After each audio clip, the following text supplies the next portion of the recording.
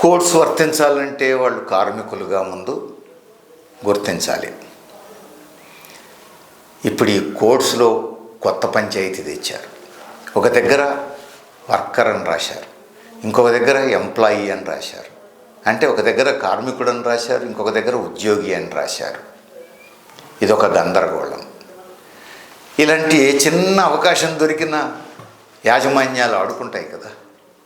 ఇక ఇప్పుడు యాజమాన్యాలు వీటి చుట్టూ లిటిగేట్ చేసి వివాదాలు సృష్టించి లేబర్ డిపార్ట్మెంట్ చుట్టూ తమ ఆఫీస్ చుట్టూ తిప్పుకుంటూ ఉంటారనమాట.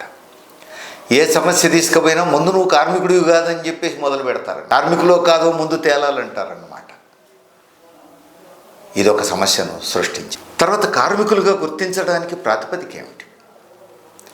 పెద్ద ఎత్తున అవుట్సోర్సింగ్ చేసేందుకు అవకాశం ఇచ్చావు. అవుట్సోర్సింగ్ కార్మికుల్ని కార్మికులు అని చెప్పి గుర్తించట్లేవు.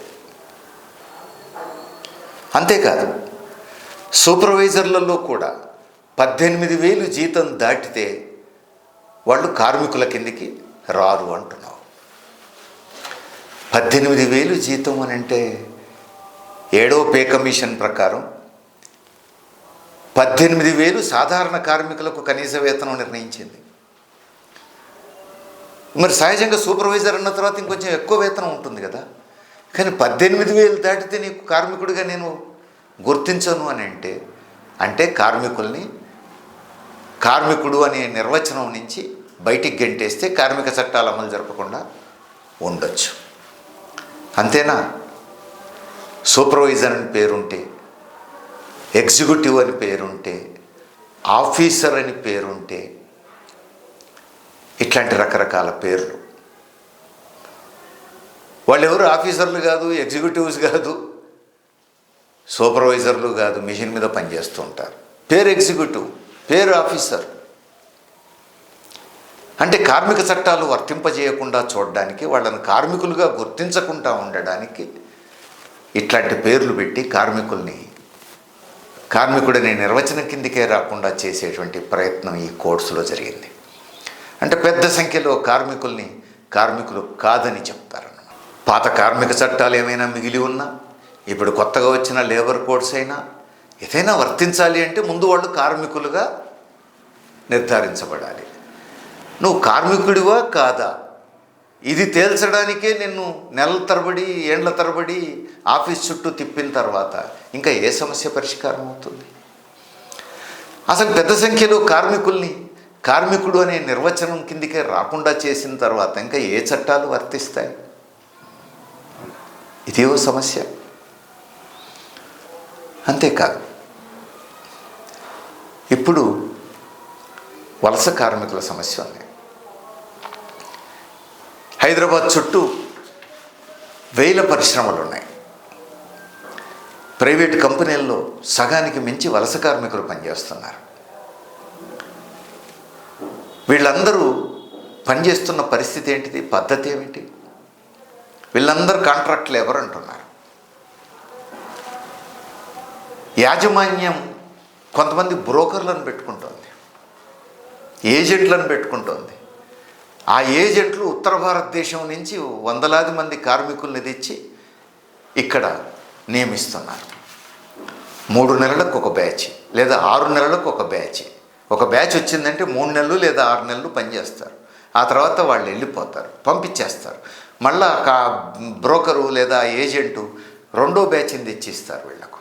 అంటే ఏ కార్మికురాలు 3 నెలలకు మించి పనిచేయదు, 6 నెలలకు మించి పనిచేయదు. కాబట్టి 1 ఇయర్కే గ్రాట్యుటీ అని చెప్పేసి మనని పండుగ చేసుకోమంటున్నారు. అసలు 3 నెలల తర్వాత పంపించేస్తున్నావు, 6 నెలల తర్వాత పంపించేస్తున్నావు. ఎవడూ కనీసం 1 ఇయర్ పనిచేసే పరిస్థితి లేదు. ఇక నువ్వు గ్రాట్యుటీ ఎవరికి ఇస్తావు? కాంట్రాక్ట్ లేబరు అనే పేరు కూడా వాళ్ళకు ఉపయోగపడని పరిస్థితి. నువ్వు కార్మికుడు అని అంగీకరిస్తూనే ఏ కార్మిక చట్టం అక్కడ అమలు కాని పరిస్థితి. ఏమిటి దారుణం? ఇది కూడా సమస్యే కదా, ఇది కూడా అన్యాయమే కదా. అసలు వేల సంఖ్యలో ఈ కార్మికులకి ఇట్లా అన్యాయం చేస్తూ ఉంటే మరి ఈ కోడ్స్ ఎట్లా ఆదుకుంటున్నాయి? ఏం జరుగుతోంది?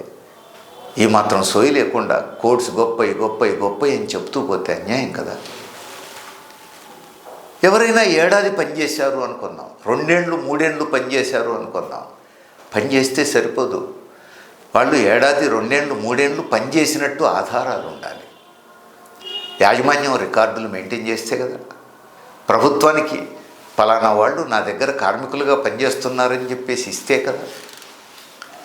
1000 మంది కార్మికులు కంపెనీలో ఉంటారు, రిజిస్టర్లో 100 మందిని చూపిస్తారు.